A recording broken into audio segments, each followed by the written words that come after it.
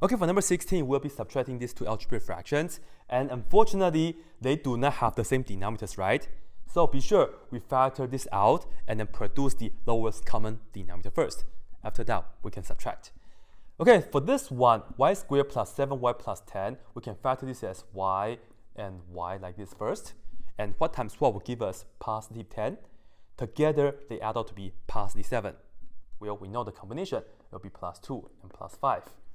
Okay, and then for this one, let's set it up y and y, because y times 1 give us y squared. How can we multiply two numbers to get 8? And together, they will add up to 6.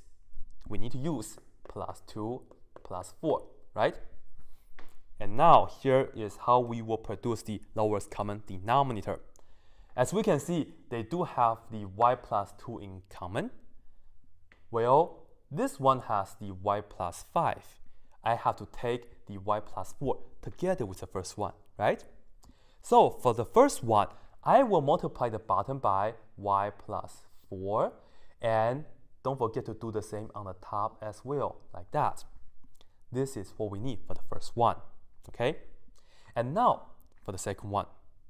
Once again, it has the y plus 2 already, and in this case, we have the y plus 4 as well, but we need to have what?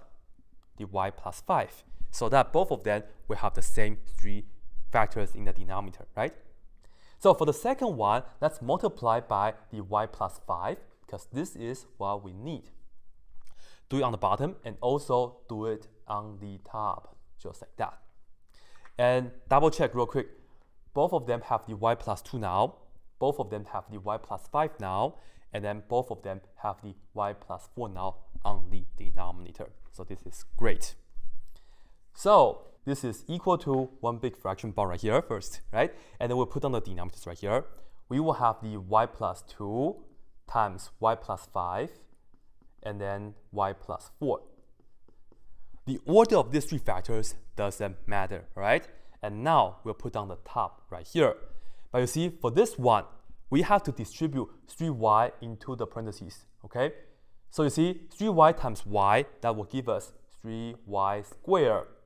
And then next, we take 3y and multiply with positive 4. 3y times 4 is plus 12y.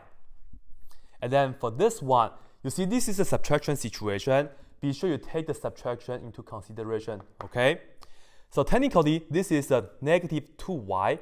We have to take negative 2y and distribute it into the parentheses. So negative 2y times y will give us negative 2y squared. And then one more.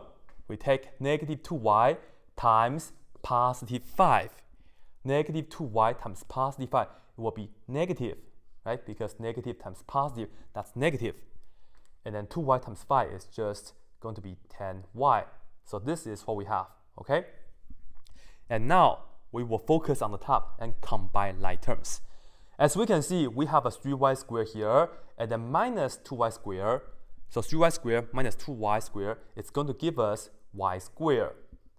And then next, we have this, right? This is plus 12y minus 10y. 12y minus 10y, it's going to be plus 2y. So that's the numerator. All right, so this is equal to this, and don't forget to write down the denominators as well, which is this, right? So let's write it down. Y plus 2 times y plus 5 times y plus 4.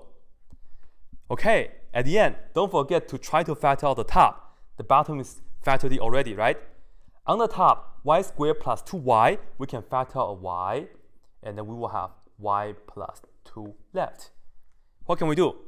We see that this y plus 2 and that y plus 2 are the same, so we can just cancel them out. Therefore, our final answer is the y on the top over these 2 factors on the bottom. So we have the y plus 5 times y plus 4, just like this, right? So this right here is it. Now we can just put everything together